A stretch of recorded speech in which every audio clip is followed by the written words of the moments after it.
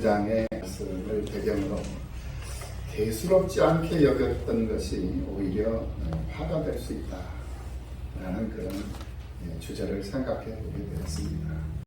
사무엘상 이 29장은 이 공경에 빠져 있는 이 다윗이 잘 나가다가 이렇게 또 블레셋으로 망명을 두 번째 망명을 합니다. 망명을 하고 이제 한 1년 7개월 정도의 삶을 살아오는 그 과정 속에서 이제 공경에 빠지는 그런 상황에 놓이게 되었던 것이죠. 그런 상황에 놓인 이 다윗을 하나님께서 극적으로 이렇게 또 도우심으로 해서 위기를 모면하는 그러한 상황이 전개되고 있는 것을 볼 수가 있습니다. 다윗이 처한 공경이 무엇인가? 블레셋 사람들은 그들의 모든 군대를 아벡에 모아 이스라엘 사람들은 이스라엘에 있는 샘 곁에 진을 쳤고 이렇게 서로 전쟁을 하기 위해서 서로 이제 군사들을 모아서 대치를 하는 그런 상황에 놓여졌습니다. 그리고 블레셋 사람들의 수령들은 수백 명씩 수천 명씩 이렇게 인솔에 나가고 다윗과 그의 사람들은 아기스와 함께 그 뒤에서 나아가더니 라고 2절에서 말씀하고 있는 것을 볼 수가 있습니다. 블레셋 왕 아기스가 이스라엘을 침공하러 가면서 다윗도 함께 이 전쟁에 참여할 것을 요청을 한 것입니다. 이것이 다윗에게는 참으로 곤혹스러운 일이 아닐 수가 없어요. 아기스의 요청을 거부를 하면 아기스의 신뢰를 잃게 되고 그러면서 의심을 받게 되고 이 망명이 진짜 망명이 아니라 가장된 그런 망명으로 의심을 받게 되고 또 미움을 받게 되고 그렇기 때문에 이 다윗은 어쩔 수 없이 기꺼이 참전할 수밖에 없다. 그래서 참전하는 척하면서 이제 이 아기스를 따라가는 그런 모습을 볼 수가 있습니다. 다윗의 이 마음은 참으로 참할 수밖에 없었고 많은 생각이 이 다윗을 지배하고 있었을 것입니다. 그런데 왜 이런 상황이 일어나게 된 것일까요? 이런 상황들이 왜 일어났느냐 이 말이에요. 그것은 다윗이 블레셋으로 망명을 해버렸기 때문에 이런 상황들이 발생하게 된 것이었습니다. 그것도 한 번도 아니고 벌써 이제 두 번째 망명을 하게 된 것이죠. 이것을 보면은 다른 나라로 망명하는 일이 이 다윗에게는 그다지 대수롭지 않은 일로 이렇게 생각했다라는 그런 근거를 우리가 찾아낼 수가 있습니다. 어떤 일을 대수롭지 않게 생각을 하다 보면은 그 일의 반복이 대수롭지 않게 거듭이 되게 되는 것이고 그 거듭되는 그 일의 반복은 그 사람의 습관을 만들어낸다는 거예요. 그 사람이 그런 대수롭지 않게 여기는 모든 만사, 매사를 신중하게 생각을 하지 않고 그냥 가볍게 별거 아닌 것처럼 대수롭지 않은 일처럼 그렇게 여기는 것이 습관이 되어버린다는 거예요. 그러다 보면은 여러 가지 어떤 일들을 결정을 할 때 매사를 대수롭지 않게 결정을 해버린다. 그것이 습관이 되어버렸기 때문에 그러다 보면은 그 일로 인해 가지고 오늘 본문에 나타난 이 다윗처럼 낭패를 당하게 되고 곤경에 빠지는 그러한 상황에 놓이게 되어버린다라는 것입니다. 지금까지 이 다윗은 자기가 어떤 공경에 처할지라도 동족 간의 싸움만큼은 피해왔어요. 그런데 이번 전쟁에 참가해서 자신의 조국 이스라엘과 대적을 하고 이스라엘을 쳐야 하는 조국과 이제 등지고 이제 원수가 되는 그런 돌이킬 수 없는 그런 가오를 범하게 되는 그런 긴박한 위기적인 그런 상황 가운데 놓이게 되었던 것이에요. 이런 상황 가운데서 지금 다윗을 하나님이 또 보호하고 있는 것을 우리가 또 확인을 해볼 수가 있습니다. 그런 어려운 상황 가운데 놓여 있었는데 하나님은 이렇게 위기적인 상황에 놓인 이 다윗을 그대로 내버려 두시지 않았다는 거예요. 이 다윗을 하나님이 보호를 해주시는데 어떻게 보호를 해주시느냐 오늘 본문을 통해서 우리가 그것을 확인해 볼 수가 있습니다. 언젠가 제가 이 교회 뒤에 주차장 그 기둥 쪽에 쓰레기를 이렇게 재활용 쓰레기를 좀 오랫동안 방치를 해둔 적이 있어요. 그 때문에 사람들이 오면서 가면서 호주머니에 있는 쓰레기도 그쪽에다 버리고 담배꽁초도 거기다 버리고 이제 그러다 보니까 또 건너편 그 빌라 집에서 이렇게 쓰레기를 들고 와가지고 그곳에다가 또 이렇게 버리고 이렇게 되더라고요. 사실 그곳은 쓰레기장이 아니거든요. 차를 세워놓는 주차장이고 우리가 출입을 하는 뒷문이거든요. 근데 그 길가에다가 쓰레기를, 그 재활용 쓰레기를 좀 오랜 기간 동안 방치를 해놓은 관계로 인해가지고 이제 바람에 의해서 쓰레기들이 이렇게 굴러 들어와가지고 머물고 그러다 보니까 오고 가는 사람들이 같이 쓰레기를 버리게 돼요. 이게 사실 대수롭지 않은 일이었거든요. 그런데 그렇게 해놓고 보니 그 쓰레기들이 모이고 또 모여서 쓰레기장이 돼버리더라는 거예요.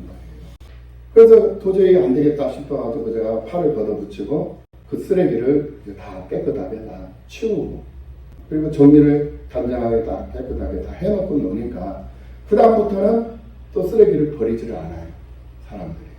그러니까 쓰레기장이 아닌데 대수롭지 않게 여겼던 그 쓰레기를 그대로 방치를 해놓으니까 그게 쓰레기 더미가 돼버리더라고요. 쓰레기 더미를 만들어 버리더라고요. 그런데 그것을 또 다 치워놓으니까 그 쓰레기 더미가 없어지고는 지금은 아주 깔끔한 깨끗한 통로가 되어요.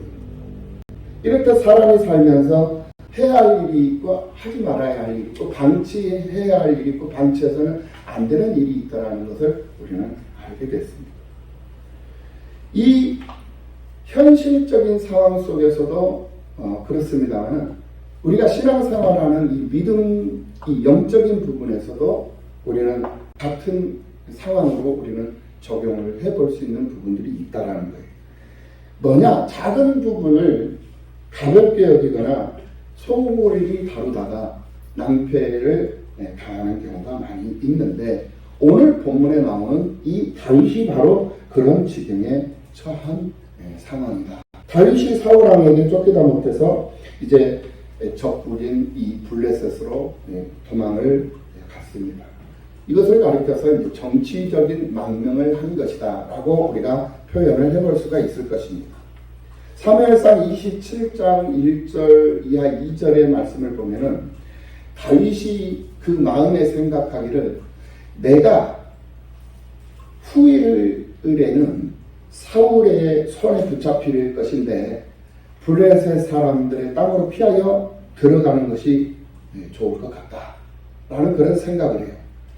사울이 이스라엘 영토 내에서 다시 나를 찾다가 내가 이스라엘 땅에 없는 것을 알면 나를 단념할 것인데 그가 내가 그의 손에서 벗어날 수 있는 유일한 방법이 블레셋으로 망명하는 방법이다 라고 이 다윗이 자기만의 생각을 하고 블레셋으로 첫 번째 망명을 해버리고 나왔던 그런 장면이 27장에서 우리가 확인해 볼 수가 있었는데 이 내용의 분위기를 보면 다윗은 블레셋으로 망명하는 일을 대수롭지 않게 여겼던 것을 볼 수가 있습니다. 그리고 또 오늘 본문에서도 이제 대수롭지 않게 망명을 하고 1년 7개월이라는 여러 해 여러 날을 이렇게 보낸 상황 속에서 이런 생각지 않았던 그런 상황이 전개되고 있는 것을 볼 수가 있습니다. 그래서 오늘 본문 29장에 이르러서 블레셋 군대와 이스라엘 군대가 이제 전쟁을 하기 위해서 대치를 하게 되는 그런 상황 가운데 놓이게 되었던 거예요. 이 블레셋 군대는 이 아벡이라는 곳에 모여서 진을 쳤고 이스라엘 군대는 이스라엘의 샘 곁에 진을 쳤다라고 오늘 1절, 2절에서 이제 상황을 설명을 해주고 있는데 이런 상황에서 다윗의 일행이 어떤 태도를 취하고 있는가, 어떻게 처신했는가 이것이 오늘 보면 2절에서 나오고 있는 것을 볼 수가 있다 이 말이에요. 블레셋 사람들의 수령들은 수백 명씩 수천 명씩 인술에 나아가고 다윗과 그의 사람들은 아기스와 함께 그 뒤에서 나아가더니 이 말씀은 다윗이 자신의 동족 이스라엘을 치는 이 전쟁에 블레셋 왕 아기스 편에 서서 아기스와 함께 출병을 했다라는 그러한 증거가 되는 것이고 블레셋에 망명하여 아기스 왕의 보호를 받는 처지에서 다윗은 아기스 왕의 철저한 요청을 거절할 수 없는 그런 상황에 지금 현재 처해 있는 상황을 보여주고 있는 것입니다. 이러한 다윗의 어쩔 수 없는 입장은 그 뒤에서 나아가더니 라는 2절의 마지막 이 말씀을 통해서 잘 표현되고 있는 것을 볼 수가 있습니다. 여기서 말하는 그 뒤에서라는 이 말씀은 출병하는 다윗의 실제적인 그런 대열의 위치, 대열에서의 위치를 말하는 것이고, 그것만이 아니라 어쩔 수 없이 동족 간의 전쟁을 치러야 하는 그런 그의 불편한 심리적인 그런 상태를 그대로 보여주고 있는 표현이다 라고 생각을 해볼 수가 있습니다. 다윗은 이제 꼼짝없이 전쟁터로 나가서 자기 동족이 원수가 될 그런 상황에 처해지고 말았던 것이었습니다. 만약 이때에 다윗이 참전을 거부하게 되면 아기스 왕의 의심을 받고 아기스 왕에게 이제 죽임을 당할 수도 있는 그런 상황에 놓이게 되었던 거예요. 그래서 이 아기스 왕이 다윗을 참전시킨 데에는 몇 가지 정치적인 목적이 있었던 것을 우리가 분석을 해볼 수가 있어요. 첫 번째 목적이 뭐였느냐? 그 첫 번째 목적은 다윗을 전쟁에 참전시킴으로 해가지고 블레셋의 군사력을 더 힘있게 보강할 수 있었던 것. 두 번째 목적이 있는데 그 목적이 뭐냐면 다윗과 싸우는 이스라엘 군사들은 상대적으로 사기가 꺾일 수밖에 없었다는 것. 그리고 세 번째, 다윗을 이스라엘과 원수되게 해가지고 완전히 다윗을 이제는 이스라엘 사람이 아닌 자기 사람으로 이렇게 완전히 바꿔놓을 수 있는 절호의 기회였음을 그런 목적을 가지고 다윗을 전쟁터로 개입을 시키게 하지 않았느냐, 이런 분석을 해볼 수가 있다는 것 말씀입니다. 참으로 노련한 그런 정치가의 정치술이었던 것을 볼 수가 있습니다. 만약에 다윗이 출정해서 동족을 죽였다면은 이제 이 다윗은 영원한 이스라엘의 이제 원수가 되는 것이죠. 그렇게 된다면은 이제 다윗이 이스라엘의 왕위에 오른다라는 것은 이제 물 건너 가버립니다. 하나님이 그를 이스라엘의 왕으로 점지하시고 그리고 기름을 부어 놓으셨어요. 그리고 그 왕자에 올라서 나라를 다스릴 수 있는 그런 적임자로 만들기 위해서 하나님은 지금 다윗을 양육하고 계시는 그런 상황 가운데 있는 거예요. 그런 상황 가운데 있는데 만약에 이 다윗이 이스라엘과 이 블레셋 편에 서서 이스라엘과 전쟁을 하게 되고 이스라엘 자신의 동족들을 이제 살육을 하게 되면 더 이상 이제 왕자에 오를 수 있는 그런 상황, 조건, 그런 명분이 없어져 버리고 만다라는 거예요. 두 번 다시 이제는 이스라엘로 돌아갈 수도 없는 그런 상황이 되는 거죠. 그래서 이런 위치에 있는 그런 이 다윗이 이제 이스라엘, 동족 이스라엘을 상대로 싸우기 위해서 출정을 하게 된 것인데, 이런 상황 속에 이 다윗이 얼마나 참 어려운 그런 고민을 하고 있었겠느냐. 이렇게 대수롭지 않게 여겼던 작은 일이 자기 자신에게 이렇게 큰 올무가 되어서 자기를 이렇게 힘들게 할 줄은 이 다윗은 꿈에도 생각할 수 없었다라는 상황. 그래서 우리도 그래요. 우리도 늘 살면서 예측하지 못했던 그런 상황들이 내 앞에 막 닥칠 때가 있잖아요. 그걸 우리는 생각지도 못했던 일들이잖아요. 그런데 그런 일들이 왜 발생이 되느냐, 왜 나타나느냐, 그 이유가 뭐냐, 바로 작은 일인데 작은 일들을 대수롭지 않게 여기고 소홀히 한 결과, 그 결과가 나에게 엄청난 해로움으로 다가오는 결과를 초래할 수도 있다, 초래하게 되기도 하더라라는 말씀을 여러분들하고 함께 공유를 해보는 것입니다. 아마 이 다윗은 생각하기를 한동안 블레셋에 조용히 살고 있다가 세월이 어느 정도 좀 흐르고 세월이 좀 좋아지면 다시 이스라엘 조국으로 돌아가야 되겠다 하는 그런 생각을 했을 수도 있었을 것입니다.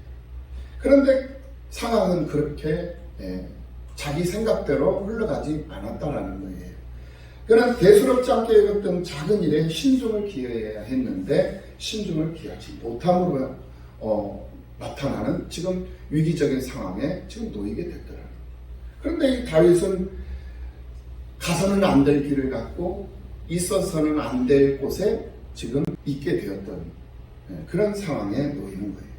이제 문제는 뭐냐? 문제는 가드왕 이 아기스의 참전 요구를 거절할 명분도 없었고 거절할 방법도 다윗에게는 없었다라는, 이것이 바로 다윗에게는 이럴 수도 없고 저럴 수도 없는 그런 가장 위급한 시급한 그런 문제였다라는 거예요. 다윗이 그 곤란한 지경에서 벗어날 수 있게 될 것이다 라는 것은 사람의 생각으로는 뭐 생각할 수 없는 그런 상황이었어요.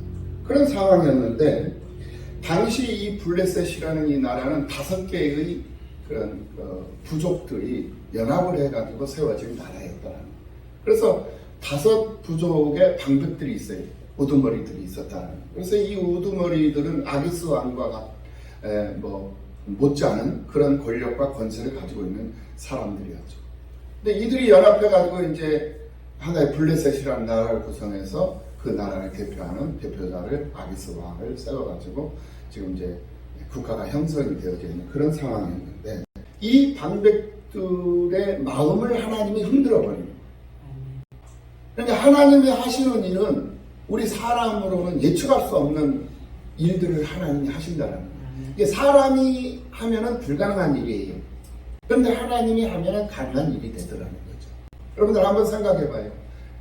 예수님께서 바다 위를 걸어요. 바다 위를 걸어 다니신단 말이에요. 예수님께서. 그게 가능한 일인가요? 우리 사람의 생각으로 봤을 때 그건 불가능한 일이잖아요. 어떻게 사람이 바다 위를 걸어갈 수 있겠어요? 못 걸어가요.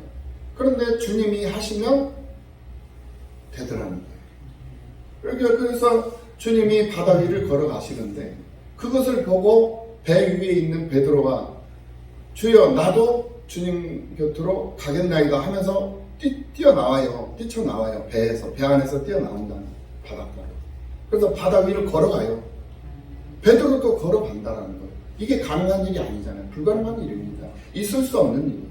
그런데 하나님이 하시니 가능하더라는 거죠.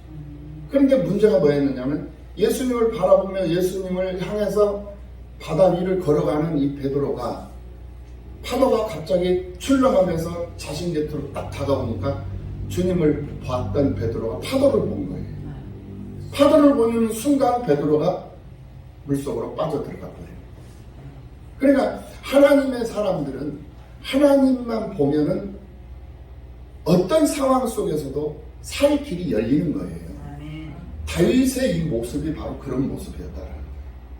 다윗이 지금 어떻게 감히 생각할 수 없는 그런 일들이 지금 전개되는 거잖아요. 5 방백들의 마음을 하나님이 돌이킬 수 있게 할 것이다라는 것을 감히 누가 그런 상황을 생각을 했겠느냐. 생각을 못했던 거예요. 그런데 그런 상황이 지금 현재 지금 발생되고 있잖아요. 오늘 본문에서. 그래서 하나님께서 이 블레셋 이 5 방백들로 하여금 다윗이 전쟁에 참전하는 것을 반대하도록 만들어버린 하나님. 다윗이 그 곤란한 지경에서 벗어날 수 있는 그런 절호의 기회를 하나님께서 만들어주고 계신다라는 거죠. 당시 이 블레셋은 이 5 방백들이 하나의 이제 왕을 이제 보좌를 하면서 이렇게 나아갔지만은 이 방백들의 요구도 이 왕이지만은 결코 무시할 수 없는 요구들이었다. 결국은 이 다윗에게 이 아기스 왕이 7절 말씀에서 너는 평안히 돌아가서 블레셋 사람들의 수령들에게 이 방백들에게 거슬려 보이지 않도록 조심스럽게 이렇게 있어라. 말썽 피우지 말고 그렇게 살고 있어라 라고 전쟁터로 참전을 시키려고 했던 이 아기스 왕이 다윗을 다시 후방으로 쳐서로 다시 돌려보내버리는 그런 상황을 이 본문을 통해서 우리가 확인해 볼 수 있다는.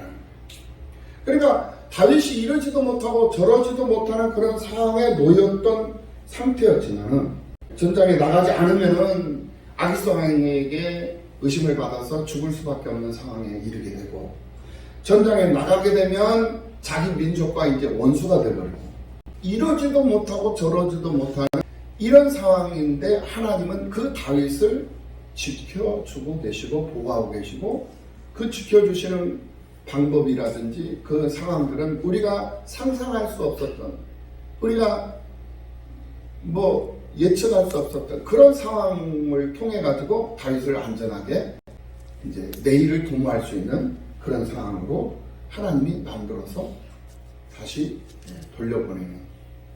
그 오히려 큰 소리를 치면서 이 아기스 왕에게 큰 소리를 치면서, 아니 나는 전쟁에 참여를 해서 나는 주인 당신에게 충성을 할 수 있는 그런 기회를 여기려고 이렇게 왔는데 왜 우리를 다시 돌려보냅니까? 왜 우리를 그렇게 믿지를 못합니까? 우리가 아기스 왕과 함께 살면서 선하지 못한 것이 무엇이 있었고, 우리가 진실하지 못한, 정직하지 못한 것이 무엇이 있었습니까? 하면서 오히려 당당하게 큰 소리를 치면서 이제 후방으로 이제 피신을 하게 되는, 후방으로 가게 되는, 안전한 곳으로 가게 되는, 그래서 자신의 동족 상잔의 비극을 면하는 이러한 상황에 이르게 되더라고요. 이런 일들이 하나님이 하시지 아니하면 있을 수 없는 일이 되어버리는 거예요. 그러니까 믿음이라는 게 뭐냐면, 지난번에도 말씀을 드렸습니다만, 이 계란으로 바위를 쳐. 그때 계란으로 바위를 향해서 던질 때 이 계란은 바위를 깰 것이다, 깰 수 있을 것이다 라고 생각하고 계란으로 바위를 던졌다. 그걸 믿고 던진 거예요.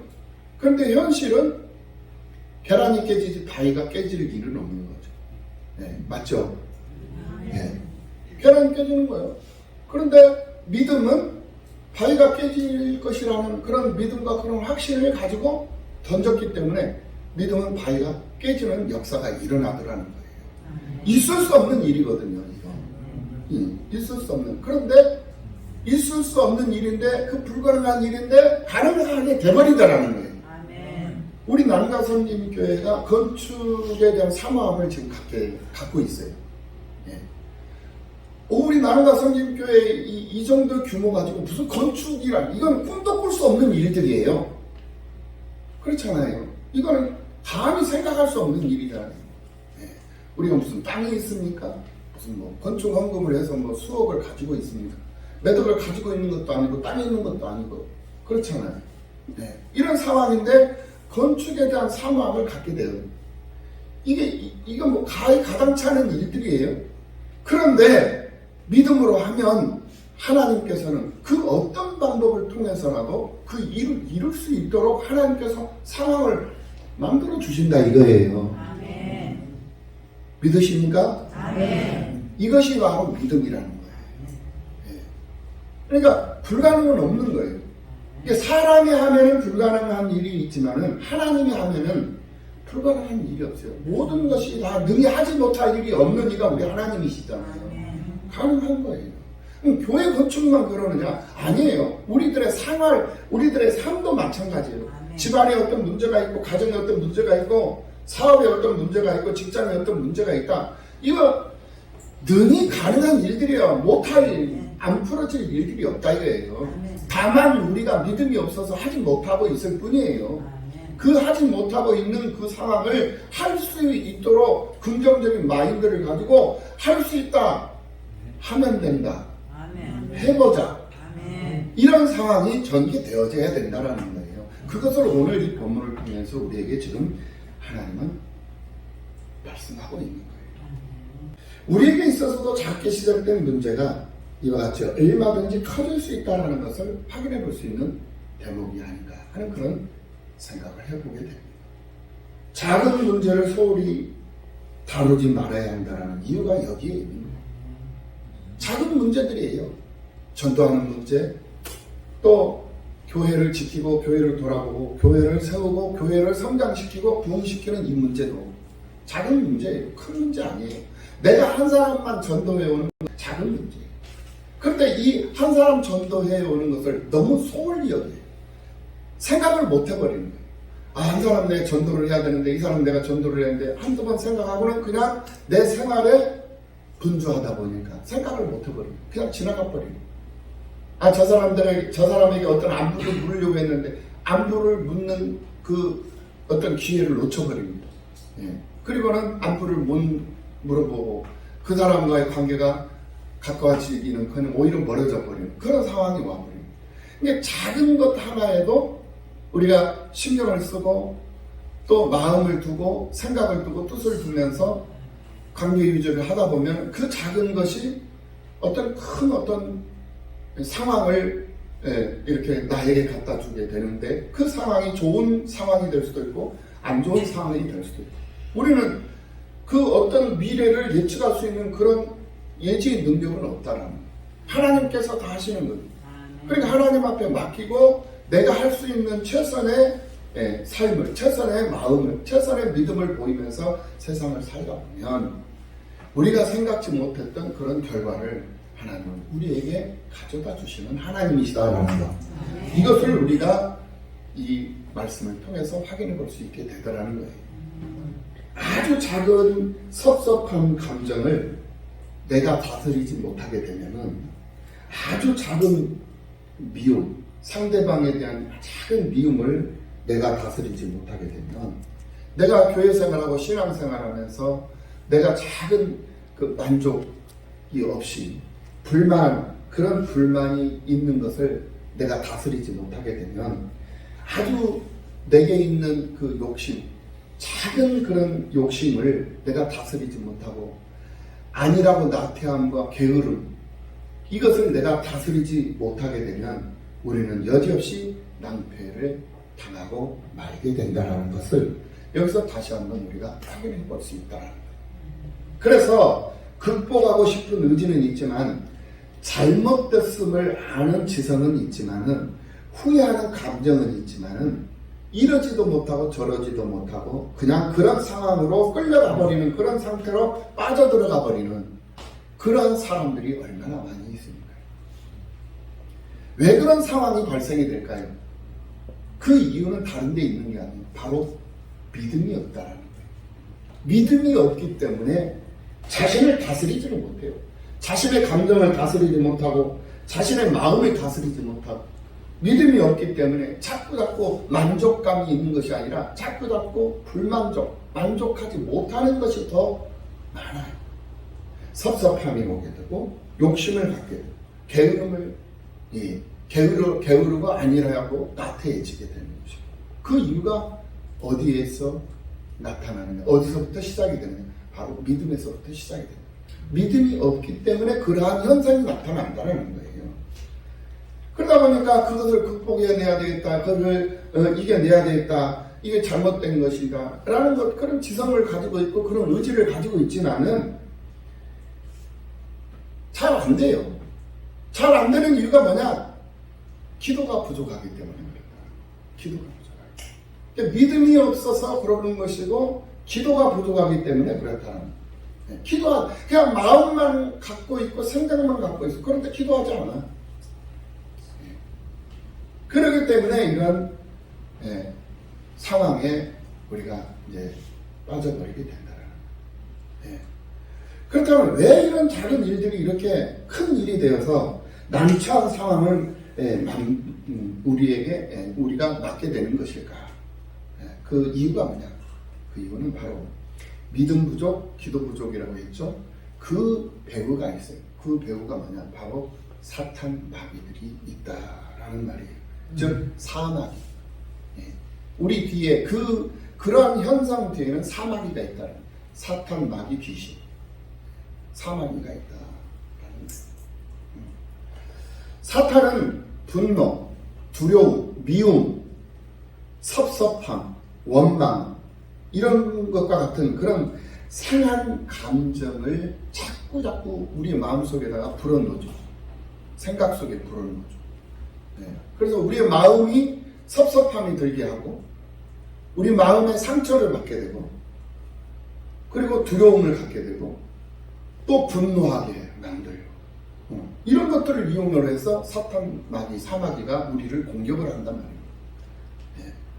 사탄이 이런 문제들에 기생해서 우리 인격과 성품들을 틀어지게 만들어버리고 그 틈을 비집고 들어와서 자리를 잡게 되면 우리의 믿음도 우리의 신앙생활도 온전함이 이제 깨져버려요.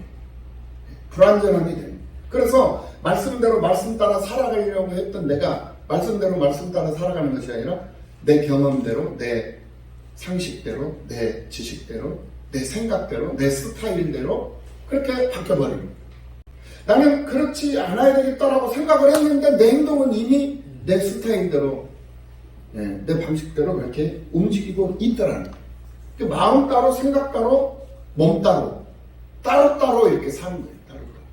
그러니 무슨 힘이 있고 그러니 거기에서 무슨 은혜가 있고 거기에서 무슨 감사의 조건이 나오고 무슨 기쁨이 입혀있는가 이 말이에요. 그래서 에베소서 4장 26절 이하 27절 말씀을 보면 하나님께서 우리에게 뭐라고 말씀하시냐면 분을 내어도 죄를 짓지 말고 분을 내어도 죄를 짓지 말고 해가 지도록 분을 품지 말고 마귀에게 틈을 주지 말고 이 말씀은 사탄이 우리에게 어떻게 역사를 하고 있는가 하는 것을 분명하게 보여주고 있는 말씀입니다. 여기서 틈을 주지 말아라 라는 이 틈이라는 것은 어떤 모임에 낯선 사람이 들어와서 자리를 차지한 상태를 말합니다. 그러므로 죄를 짓고 분을 품고 있으면 사탄이 우리 안에 들어와 가지고 자리를 잡기 때문에 그런 틈을 주지 마라. 틈을 벌리지 말라는 거예요. 그럼 그 틈을 벌리지 않는 방법이 뭐냐? 기도밖에 없는 거예요. 기도. 하나님 말씀 사모하는 마음이 더해지고 하나님 앞에 무릎 꿇고 나 무릎 아파가지고 무릎 못 꿇고 있는데 그러면은 의자에 앉아서 아니면 내가 엎어지고 엎드려져서 하나님 앞에 기도하는 그 기도의 모습 그것만이 내가 살 수 있는 길이고 그것만이 그 틈을 막는 길이 되는 거예요. 그런데 그런 것을 알면서도 그렇지 못하는 우리의 이 연약함, 우리의 이 나약함, 다윗이 전쟁에 참여하자니 민족 동족 간의 원수가 되어버리는 것이고 참여를 안 하자니 아기스 왕에게 이제 미움을 받고 아기스 왕에게 불신을 당해서 죽임을 당할 수밖에 없는 거예요. 이러지도 못하고 저러지도 못하는 이런 상황 가운데서 그 연약함을 그 부족함을 하나님이 돌파할 수 있는 그런 길을 열어주시는 그 은혜를 볼 때 우리 연약함을 우리가 하나님 앞에 인정하고 우리의 나약함을 하나님 앞에 인정하고 우리의 믿음 없음을 하나님 앞에 인정하고 하나님 앞에 더 가까이 하나님 품속으로 들어와 하나님 앞에 안기면 하나님은 그 부족한 모든 문제를 하나님은 아무 일 없는 것처럼 아무렇지 않는 것처럼 하나님은 다 해결해 주시는 하나님이시다. 믿으시기를 예수님의 이름으로 축원합니다. 그렇기 때문에 하나님을 가까이 하니 우리에게 복이 됩니다. 그래서 하나님을 가까이 하라는 거예요. 하나님을 가까이 하는 방법이 뭐예요? 자꾸 교회 찾아오는 것밖에 없어요. 제단을 채우고 제단에서 머무르고 제단에 머물러 있는 내 삶이 내 모습이 즐겁고 기쁨이 되고 이것이 우리의 삶이 돼야 된다는 거예요. 주일날 한번 딱 그냥 교회 예배 시간 맞춰서 한번 잠깐 와가지고 그냥 예배 드리고 그냥 가고 이것이 중요한 게 아니에요.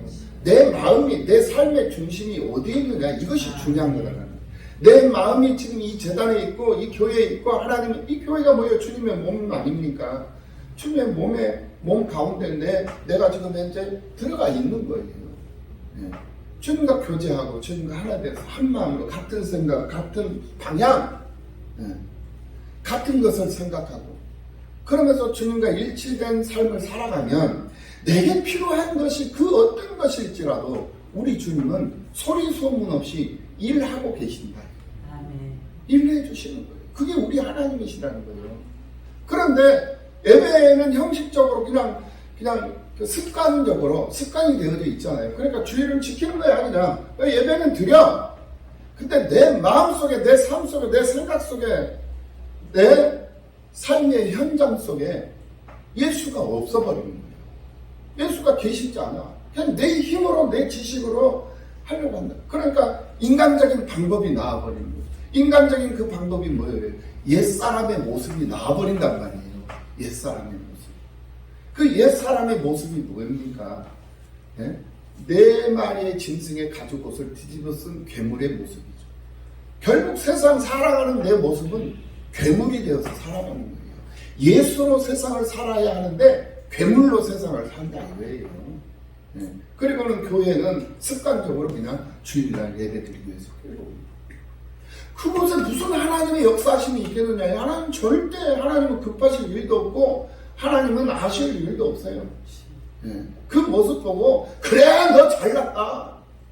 그리고는 하나님 나 칭찬해줘요. 으쌰으쌰 그래 화이팅. 나는 죽어가고 있는데도 으쌰으쌰 너 잘났다. 너 이쁘다. 너 잘한다. 너 힘센다. 너 가진 것 많지. 너 아는 것도 많잖아. 너 할 수 있잖아. 그래 해. 계속해. 나는 죽어가고 있는데 그러신다니까. 도대체 우리 하나님 나를 약 올리는 거예요. 나를 위로하는 거예요. 내게 힘을 주는 거예요. 뭐요? 하나님과 일치되지 않기 때문에 그래요. 하나님은 나를 떠나시지 않아요. 나와 함께 하셔요. 함께 하시는 것이 중요한 게 아니라는 거예요. 함께 하시는 것보다 더 중요한 것이 있어요. 내 삶 속에 깊이 개입하셔서 나를 통치하고 계시고 나를 다스리고 계시고 나를 주장하고 계시고 나를 주관해 가시면서 나를 위해서 당신이 일을 해주고 계시느냐, 나를 위해서 수고하시느냐. 우리 하나님이 나를 위해서 애쓰시고 우리 하나님 나를 위해서 기도해 주시고 우리 하나님 나를 위해서 내가 그 할 처소를 예비하시면서 성령 받아서 나를 위해서 성령 부어주고 계심에도 불구하고 나는 그 하나님을 느끼지 못하고 경험하지 못하면서 내 방식대로 내 마음대로 내 스타일대로 그냥 살아가 버린다. 그러니 하나님께서 나 보시고 허허 그저 웃고 계실 뿐이에요. 웃고만 계시는 하나님. 내가 잠들어도 그래 너 피곤하지? 그래 푹 자더라고 내밀어도. 네. 누가 와서 내가 잠자는 모습 보고 비웃고 가도 내밀어도. 네. 하나님이 일하시잖아. 하나님이 싸우시지 않아요. 그런데 그런 모습이 아니라 하나님이 정말 기뻐하는 모습으로 내가 살아. 그런데 힘들고 어려워. 그럼 하나님이 나서버린다니까. 하나님이 싸워주시고 하나님이 일해주시고 하나님이 해결해주시고 하나님이 청소해주시고 다 제거해버려. 질병도 제거해버리고 가난도 제거해버리고 다 불신 다 제거해주셔. 이게 믿음이라는 거예요. 불가능한 것 그것이 가능하게 될 것이라는 것을 믿고 그 믿음대로 수고하며 애쓰며 전진해 나가는 그것이 바로 믿음이라. 그러면 그대로 돼버리는 거예요. 그래서 우리가 찬송하잖아요. 할 수 있다 하면 된다 해보자. 네. 능치 못할 일이 없을 것이다. 네. 이것이 바로 믿음이라. 사랑하시는 성도들, 다윗이 어려운 상황 가운데 놓였어요. 그러나 하나님은 다윗을 분명히 약속을 해주셨어요. 너를 이스라엘의 왕으로 세울 것이다. 그래서 기름까지 부어주셨어요. 오늘 우리들도 다 하나님 앞에 기름 부음을 받은 자들이죠. 맞죠? 네. 다 기름 부음을 받은 사람들이에요. 그 하나님이 책임져 주시는 거예요. 할렐루야. 하나님 책임져 주신다면. 그러니까 의심하지 말아라.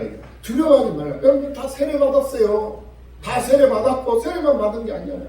그 중에 또 구별되어서 또 직분 받고 직책 받고 또 직분 받고 모든 역할들을 한 사람이 지금 일당 100의 역할을 하고 있어. 우리 교회 성도들의 모습이에요.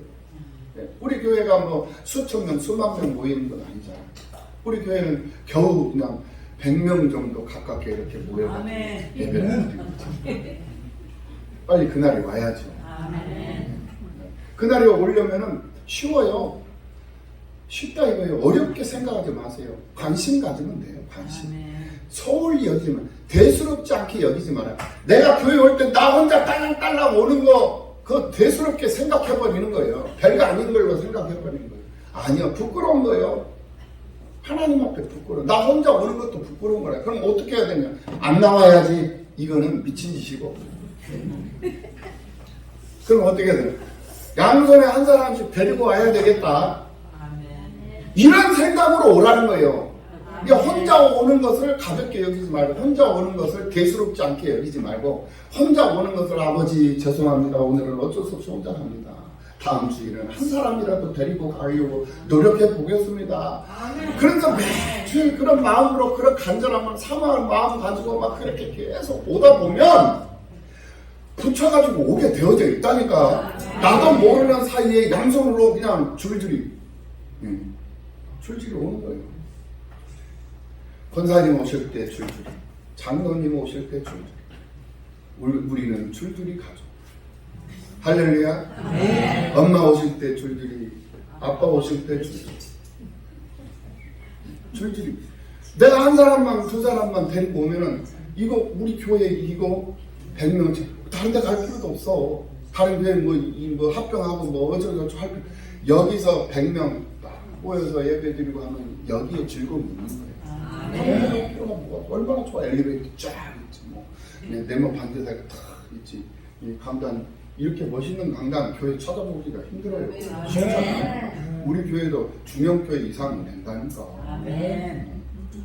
그런 자부심 가지고 한 사람씩 데리고 오라. 내가 하려고 하지 말고 우리 함께 하자.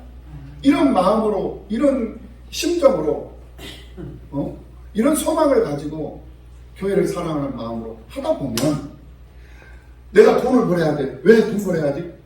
우리 교회 강단도 해야 되고, 우리 교회 피아노도 만들어야, 우리 교회 올림도 해야 되고, 우리 교회 미가엘도 이렇게 시원찮은데 하나 또 만들어야 되고, 받아보면 해야 되고, 우리 교회 이게 내부 환경 정리돼. 왜? 돈이 없으면 못하니까 돈 벌어야 돼. 나 그거 하려고 나 지금 알바하고, 그거 하려고 나 직장생활하고, 그거 하려고 나 사업하고. 그런 막 사모하는 마음. 그러면서 건축도 준비도 하면서 막 건축공부도 하고. 왜 돈 버는 거야? 나 건축공부 하려고 돈 버는 거야. 그러다 보면, 그렇게 하다 보면, 나도 모르는 사이에 내 집이 마련되어 있고, 내 자녀들 다 살 수 있는 길이 다 준비되어 있고, 그렇게 하다 보니까 그렇게 돼버리는 거야. 그러면서 교회는 자동적으로 대형 교회를 이루면서 많은 일을 하는, 많은 선교를 하고, 많은 구제에 참여하고, 많은 일에 쓰임을 받는, 나라와 민족을 위해서 쓰임을 받고, 통일 한국을 위해서 쓰임을 받는 그런 교회의 자리에 딱 놓여져 있는 상황이 이렇게 되더라는 거예요. 그런 기적을 체험할 수 있는 여러분들이 되시기를 예수님의 이름으로 축복합니다. 기적은 다른 데 있는 게 아니에요. 믿음으로부터 나오는 것임을 알고 기적을 맛보는 하나님의 기적 속 주인공들로 부족하면 여러분들의 삶이 되시기를 예수님의 이름으로 축원합니다. 아멘.